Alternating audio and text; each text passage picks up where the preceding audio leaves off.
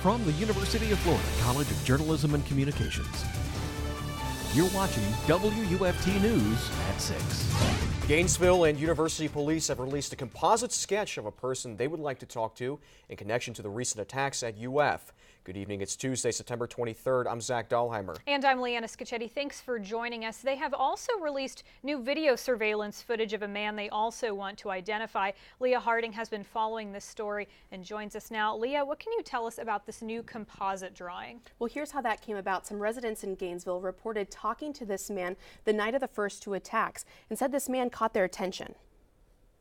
They told investigators that the man was acting strangely and asked them for directions. Their concern led to this sketch of a man that the police want to question.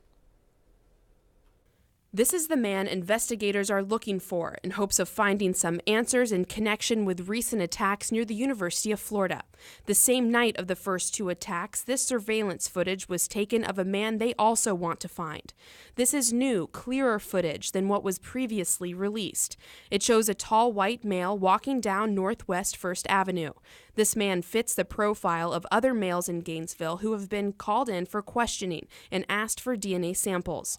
Jay Martin is one of the tall white males who has been questioned and has chosen not to show his face so he is not associated with the unknown attacker. Martin also gave university police samples of his DNA. They made it clear that this wasn't being sent off anywhere anytime soon. They said, it's not being sent off for testing. We'll be holding on to it. So, and at the time, I probably should have asked, like how long, what for. Martin said he consented to giving his DNA to local police in an effort to clear his name in this investigation.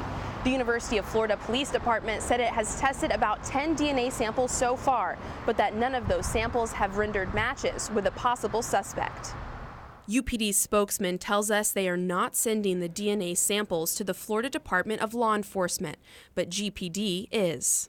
When we send them the samples, and basically it's a cheek swab, it's like a giant Q-tip. We send those to FDLE to get extracted, and they give us, I don't want to say results, but they give us a sampling of what this DNA type is. And from what I understand, they keep those records on file in their database. Criminal defense attorney Ron Kozlowski says the fear in consenting to DNA sampling is the uncertainty of what it will be used for in the future. They've got your fingerprints, your DNA, and that can be used for a lot of different things. And if you haven't narrowed the scope of your consent, it may come back to haunt you years later. I can understand a concern that somebody is, basically giving their, DNA footprint to, us and to FDLE, but it should be no concern if that person is not going to commit a crime later on. The Gainesville Police Department plans to keep the results of the DNA tests until the case is resolved. FDLE has not responded to our inquiries about what will happen to the DNA samples once the investigation is over.